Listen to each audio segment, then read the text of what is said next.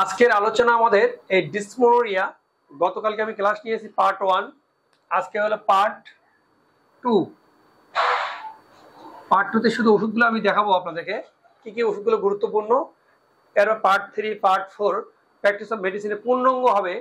প্রতিটা ওষুধের একটু ব্যাখ্যা করে করে মোটামুটি ক্লিয়ার করে দেবো ইনশাআল্লাহ প্রতিটা ওষুধের জন্য। তা আজকে আমি আপনাদের প্রথম শ্রেণী বা দ্বিতীয় শ্রেণীর কিছু ওষুধ আছে, আমি তালিকাগুলো দিয়েছি, আপনাদের দেখা দেবো। যে প্রথমে আমি চলে আসি প্রথম শ্রেণীর ওষুধগুলো। এক্ষেত্রে এপিসমিল,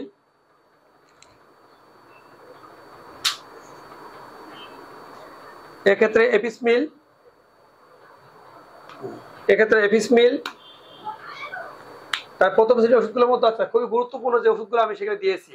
এক্ষেত্রে apis mel, calcarea carb, calcarea phos, chamomilla, cimicifuga, টেলিকাপ, সরিনাম, পালসিরিলা, থ্রুজা, টিউবারকুলিনাম। তবে সবচেয়ে ভেরি গুরুত্বপূর্ণ ওষুধ হচ্ছে কিন্তু এই ক্ষেত্রে পালসিরিলা গুরুত্বপূর্ণ ওষুধ, একদম গুরুত্বপূর্ণ। টিউবারকুলিনাম, থ্রুজা ভেরি ইম্পর্টেন্ট, ঠিক আছে। এছাড়া সিমিসিফিউগা, এটা ভেরি ইম্পর্টেন্ট। ক্যামোমিলা এবং ক্যালকেরিয়া কাপ, এপিসমিল, এই ওষুধগুলো খুবই গুরুত্বপূর্ণ, মানে এগুলো গুরুত্বপূর্ণ সবগুলোই, তার মধ্যে এই ওষুধগুলো বেশি ব্যবহার করা হয়।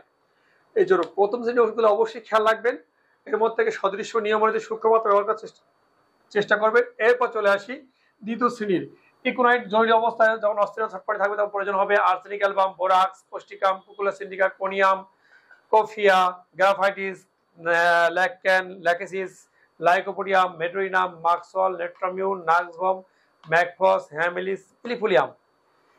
এগুলো কিন্তু এই ওষুধগুলো আমাদের দ্বিতীয় শ্রেণীর খুবই গুরুত্বপূর্ণ ওষুধ। এই 18টা আর এখানে 10টা, এই 28টা ওষুধের মধ্যে হইতে এই ডিসমোনোরিয়ার যে সমস্যাগুলো, পেইন বা বাদক বা বলে মেয়েদেরকে যে ব্যথাগুলো সমস্যা নিয়ে আসে আমাদের কাছে, এই ওষুধগুলো বাইরে যাওয়া লাগে না, তবু অনেক বাইরে যেতে পারে, হতে পারে।